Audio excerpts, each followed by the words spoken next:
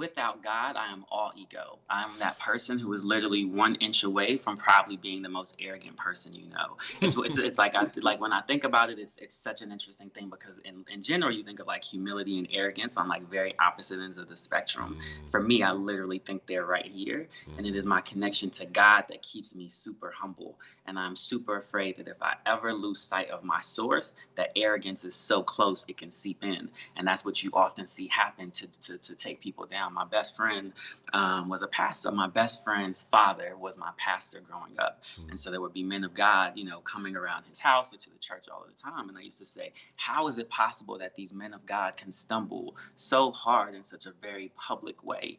And he would just tell me, you don't know what it's like to feel like God is speaking through you, to touch 10,000 people at one time, to pray for people and them to be healed. That when you are operating in that way, it is super easy to get an ego. It is super easy to think that it is you. And so I think that just from a child, I've been like, I never want to be that person. I never want to lose sight of where my true power and my true strength comes from. And so grateful that I had those lessons early. So now I'm able to carry them out now, because I really do believe that if I lost sight, I could be a very different being. And in that different being, I don't believe that God would be blessing the things that I'm fortunate to touch in the way that he's blessing. Bruh, I mean, be careful lest you stumble, right? Lest one stumble